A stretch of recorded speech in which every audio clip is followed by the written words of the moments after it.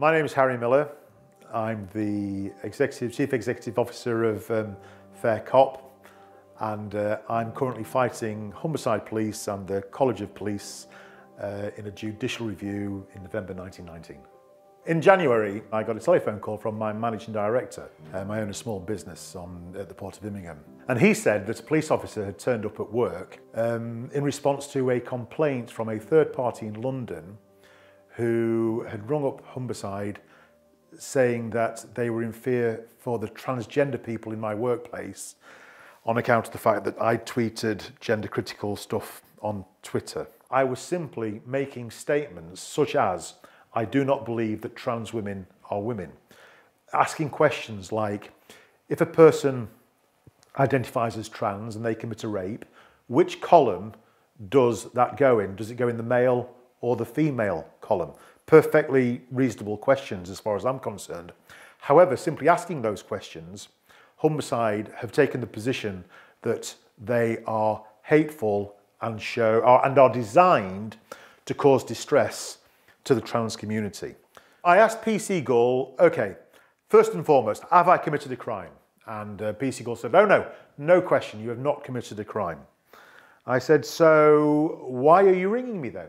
And he said, I need to check your thinking. And I said, whoa, hold on a minute. So you're a police officer and you're ringing me to check my thinking? And he said, yes. And I said, have you any idea what that makes you? And he said, no. I said, well, that makes you the thought police. Now, what since we've discovered is that PC Gull has denied this aspect of the conversation, but it's irrelevant because we found a standing order from Humberside Police that requires Humberside Police to check people's belief systems. That's what it says. To challenge and check people's belief systems. So irrespective of the misrepresentation by PC Gull, it's irrelevant. It's in their standing orders to check people's thinking.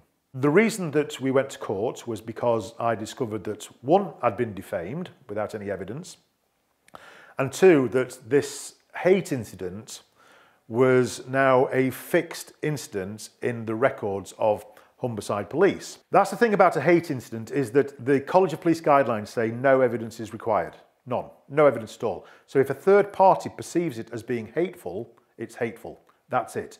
And this is where it gets super scary because there's no possible recourse. There's no mitigation. There is nothing that you can say to expunge the hate element of an incident. Now, when I got through the crime report or the incident report, what is telling is that it doesn't say incident report at the top of it. It says crime report. In big letters, it says crime report. And then just below it, it says offence, trans hate speech. Much further down, it says category, crime, non-crime. Well, crime, non-crime has got to be the best example of Orwellian doublespeak that I've ever heard. But if you're an employer, potential employer, and you do an enhanced DBS check, I think what you're going to see is a crime report. You're going to see the word offence. You're going to see the words hate.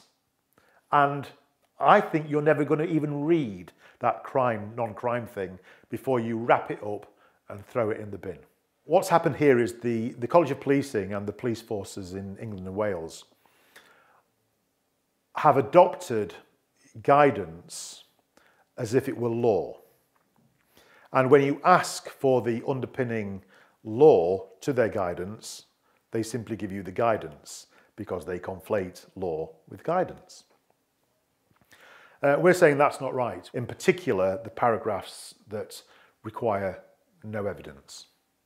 The third-party reporting, the perception-based reporting that does not require any evidence whatsoever, that bit has to go. I mean, personally, I would like it all to be looked at, but that's the bit that we are saying this cannot stand in a free and democratic society that is based upon the rule of law. You cannot have a situation where the police are not required to have evidence before they record you as having committed a hate incident. That cannot stand. It mustn't stand. So we're standing against it. My main concern is that, like the old National Lottery logo, it could be you. It could be you. How do you know? If you've ever tweeted something or said something and somebody's reported you, they don't like what you say, they've reported it, the police at the moment are obliged to record it as a hate incident, and that may well appear on an enhanced DBS check and you know nothing about it.